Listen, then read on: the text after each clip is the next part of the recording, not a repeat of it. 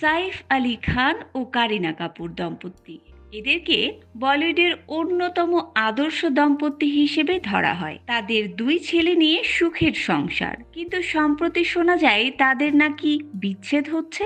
আর এই জল্পনার কারণ ছিল সাইফের হাতের ট্যাটু। হঠাৎ অভিনেতার হাত থেকে উধাও হয়ে যায় কারিনা নাম লেখা ট্যাটুটি, আর সেখান থেকেই শুরু হয় জল্পনা।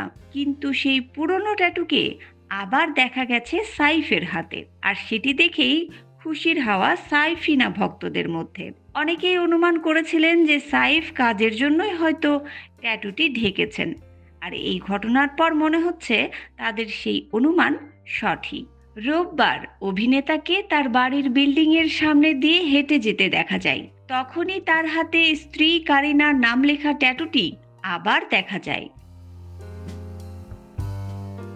আর এই ট্যাটুকে নিয়েই যেহেতু জল্পনা কল্পনা, তাই তা দ্রুত পাপ্পারাতজির নজর কাড়ে।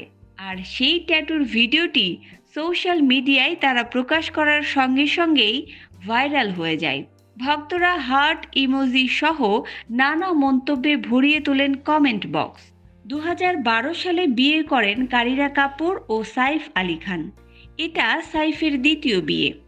এর আগে প্রায় ১২ বছরের বড় অভিনেত্রী অমৃতা সিংকে বিয়ে করেছিলেন অভিনেতা।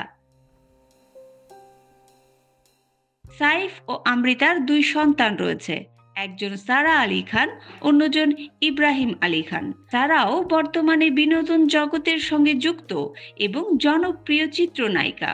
অন্যদিকে সাইফ ও কারিনারও রয়েছে দুই ছেলে, তৈমুর আলী খান ও জাহাঙ্গীর আলী খান। ২০১৬ সালে জন্ম হয় তৈমুরের, অন্যদিকে ২০২১ সালে জন্মায় জাহাঙ্গীর।